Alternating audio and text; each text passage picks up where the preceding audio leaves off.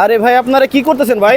ভাই এমন এক চুলা আবিষ্কার করছি, আচ্ছা। এই যে গ্যাসের দিন শেষ ভাই, আচ্ছা। এই যে আপনার রেস্টুরেন্ট ব্যবসায়ীরা গ্যাসের বিল দিতে দিতে ব্যবসা করতে পারে না, দোকান ফুটে যাইতে আছে, হ্যাঁ। আর কোনো টেনশন নাই। আমরা এমন এক চুলা আবিষ্কার করছি, এই যে ভেজা লাকড়িতেও জ্বলবে। মানে বুঝলাম না ভাই। এই যে দেখেন, এই লাকড়ি জ্বলবো?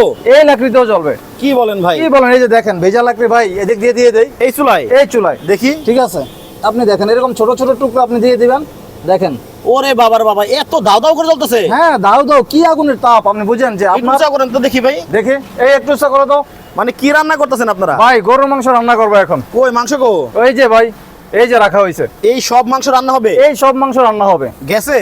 লাকড়িতে ভাই। ও আপনি তো লাকড়ি দিলেন। লাকড়ি ভাই, মানে লাকড়ি চুলায় এত সুন্দর রান্না? এত ওরে সুন্দর আগুন। বাবা রে বাবা, আপনার দেখেন। এটা কি নতুন চুলা? এটা সম্পূর্ণ নতুন চুলা, আপনার কোনো ধোয়া নাই, কোনো কিছু নাই। আচ্ছা। ঠিক আছে, ধোয়া বিহীন সম্পূর্ণ আধুনিক গ্যাসের বিকল্প লাকড়ির চুলা। ওরে এটা ব্যবহার করার চমৎকার। কারণে গ্যাসের থেকে হ্যাঁ। 4 ভাগের 1 ভাগ মাত্র খরচ হবে, 3 ভাগ খরচে বাইচা যাইব। তার মানে গ্যাসের চুলার দিন শেষ? গ্যাসের চুলার দিন শেষ।